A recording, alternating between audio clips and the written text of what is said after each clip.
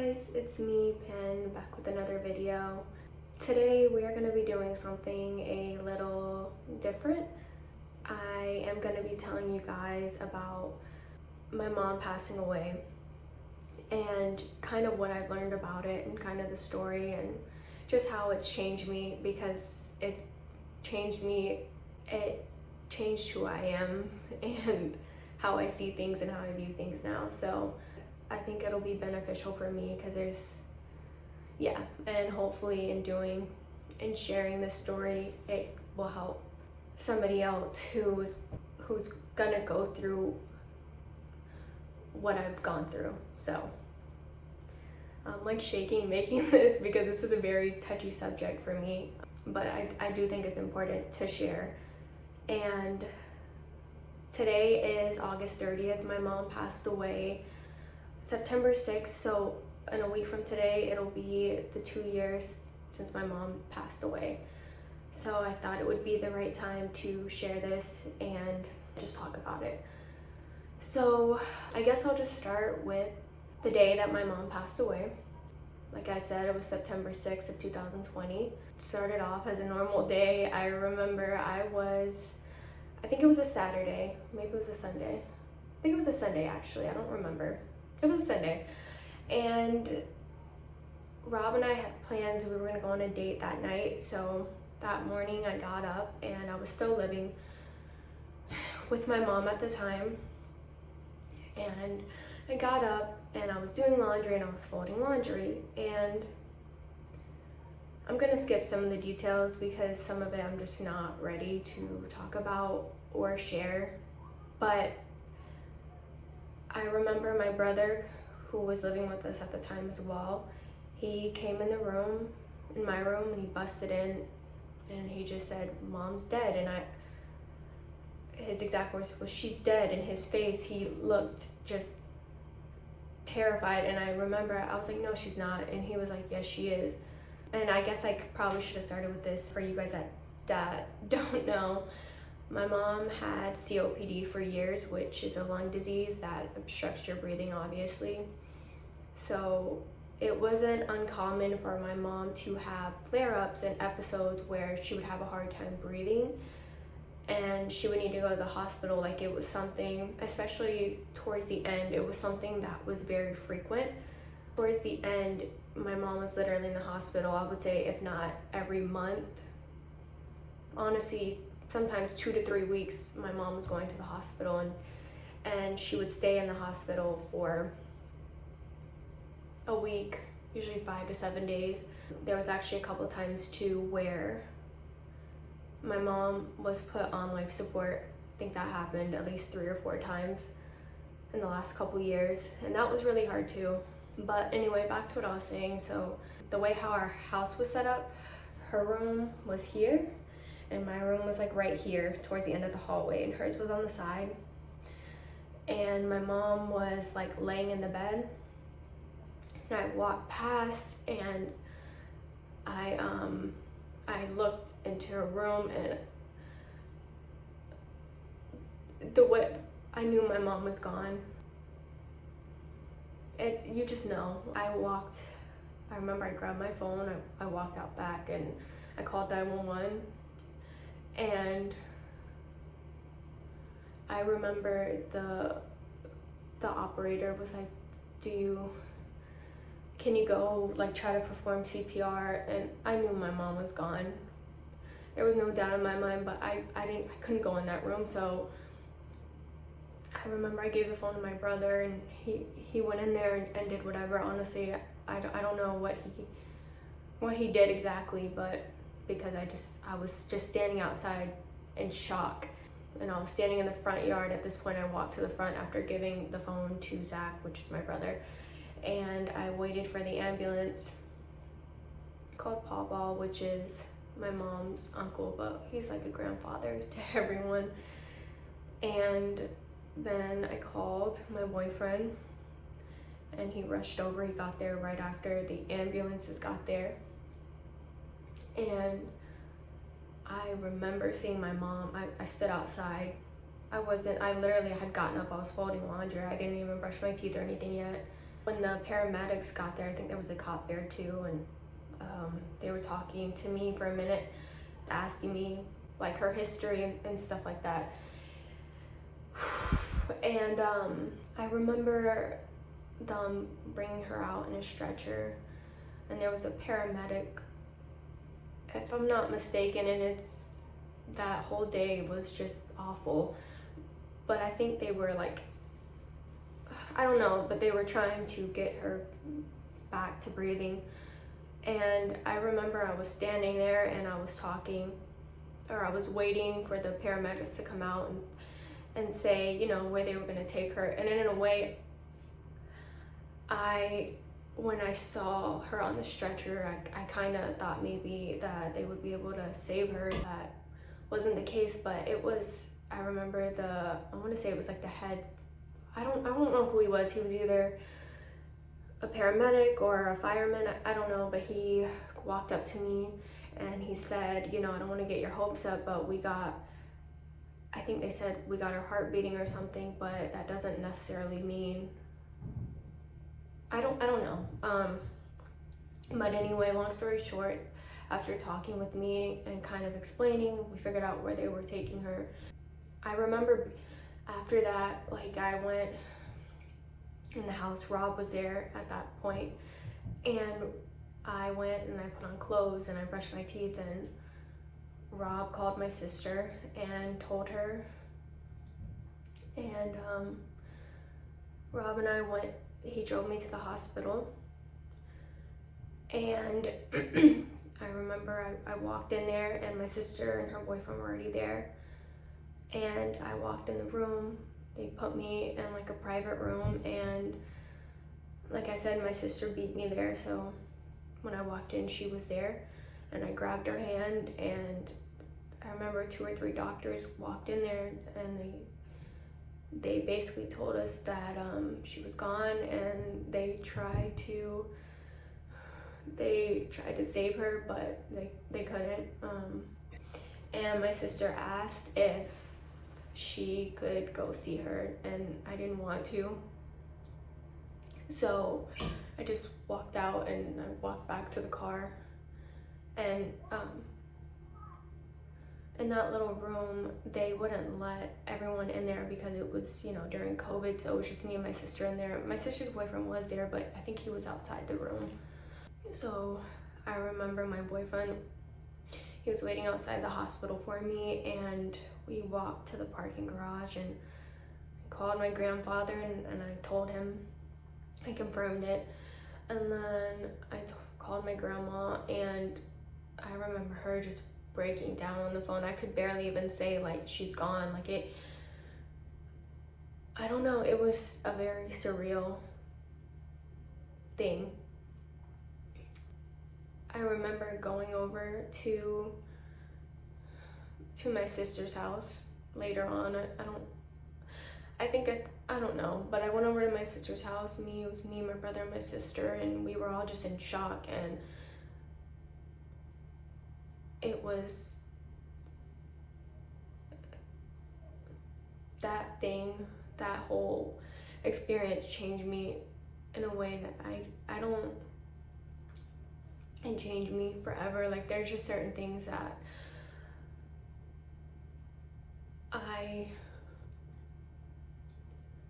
that was the worst thing that's ever happened to me. And it's really bizarre because my mom was sick for years, 4 years, and she, like I said, she was put on life support so many times, and I just never,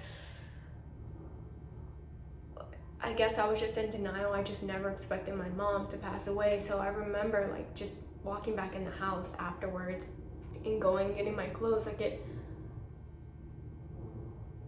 was awful. So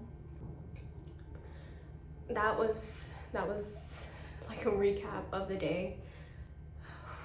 That was really hard for me to share. I don't think I've told that story in a long time, or ever. I don't know. The whole purpose of me telling you guys that story, I wanted to share some of the things that I've learned, and things that have happened since. So going back to the day that my mom passed away, I remember I was standing outside waiting for the ambulance, and this was before my boyfriend showed up or before anybody was there. And it was really bizarre because there was this old blue, I don't know what kind of car it was, couldn't tell you, but they pulled up to the yard and it was literally like the ambulances weren't even there yet. And they pulled up in the yard, and I remember looking at the tag. It was a blue tag, which means that it's like a classic car, I guess. And at first, I thought it was like a coroner that just came in an unmarked car. I didn't know what it was, but I just assumed that it was somebody that, because what are the odds of them pulling up and sitting there? And I remember it was an older man because I could see the back of his head, and you could just see that he was old, and the windows were not tinted, so I could see straight through. And then they were gone. Like, they stopped for a little bit, sat there, and then left. They left before the ambulances even showed up. It was probably like within seconds they drove off. And I remember thinking that was weird, but I don't know if it was like my brain playing tricks on me or what, but my mom was very close with her dad, my grandpa, and he passed away a long time ago. And my grandfather had like a thing for cars, and it was weird because I kind of assumed, like, it sounds crazy and I don't know, but I just assumed that it was my grandfather, like, welcoming my mom home, if that makes sense. I don't know or maybe that was just a coincidence, I have no idea, but I haven't seen the car since. I remember asking my uncle and my grandma if my grandfather had a car like that. I don't know. It was just really bizarre. Surrounding that day of my mom passing, there was a lot of trauma associated with it, so I remember every night, and even now I still have dreams, but a lot. But like the first year, I remember I was literally having dreams and nightmares about that day. Like, it was awful, like it was, and it felt so real. So I was reliving my mom dying over and over and over again, and I was like, and I didn't know how to stop it. So I ended up actually going and seeing a psychiatrist, and I was telling her about how I have dreams constantly. She put me obviously on antidepressants, and she also put me on the sleeping medicine, and I couldn't take it. It just made me, I couldn't work after I took it. Like, it would put me to sleep, and it would put me in a deep sleep, but it would also, like, I couldn't work the next day. I would be so drowsy from it, so I stopped taking it. I feel like I'm totally all over the place. I had like a plan for this video, and it just went not the way that I wanted to. One of the dreams that I did have afterwards, I want to say had to have been like a week or two after my mom passed away. We were having a hard time deciding amongst my family whether or not we should do, like a regular burial with a casket and everything, or if we should do a cremation, and it was kind of up in the air. And I remember feeling guilty, like, about the fact that we were even considering cremating her. And I had a dream, and it was really weird because it was like my whole family was there, and we were actually planning my mom's funeral. And I remember my mom, like, being like, oh, it's not about you, this is my funeral. Like, she was playing around, but she was being serious. And I remember at some point in the dream, her and I walked down like a path in like a forest, and I asked her, and I actually have it written down in a notebook somewhere. I read it the other day and it reminded me. But I remember her saying, or I asked her, I said, is it okay that we cremate you? And she was like, hell yeah, it's okay. And if you know my mom, like, that was just how my mom was. She didn't care for much. She was very easygoing and just very like go with the flow, you know. Also, I remember I asked her, I don't know why, but when my grandfather passed away years ago, I was probably 3 or 4 years old. I think I was 4. And I always just associated butterflies with him. So whenever I would see a butterfly when I was a kid, I would tell my mom, oh, that's Papadi, which is what we call my grandfather. And I guess it kind of stuck with me. So I remember in the dream, I told her, I was like, give me a sign that you're okay. Like, show me, come in the form as a butterfly. And it was weird. And maybe just a coincidence again. Maybe I'm just looking for signs, but at her funeral, I remember a butterfly flying past, and I don't know, it made me feel better, as better as you can feel at your mom's funeral. But I remember telling Rob before that, I told him about the dream, and I was like, I hope, you know, that happens and I can see it. And I remember when I saw the butterfly, I pointed out to him, and it was kind of neat. I feel like that was the hard part. The reason why I wanted to make this video, I wanted to share with you guys the lessons that I've learned, and hopefully you can take something from that.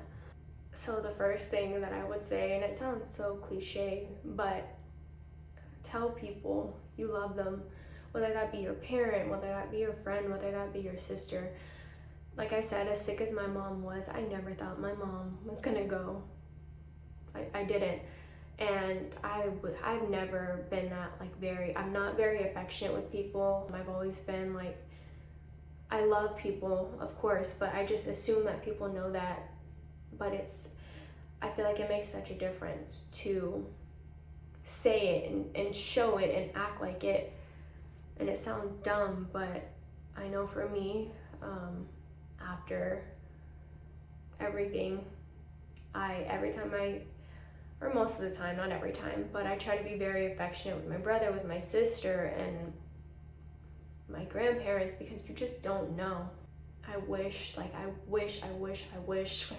I'll probably regret it till the day I die. I wish I told my mom that more, and I did. I used to tell her, but I was also very angry with her because, and I kind of feel guilty talking about it because it makes me feel like a piece of crap, but a lot of my mom's issues stem from her smoking cigarettes, and my mom would not stop smoking cigarettes. She would go phases, and she would go months, and then she would pick it back up again. And I'm like, it used to make me so mad, and I was pissed. I was pissed, and I was still mad about it even after she passed away, because I just didn't think it was fair that my mom was gone.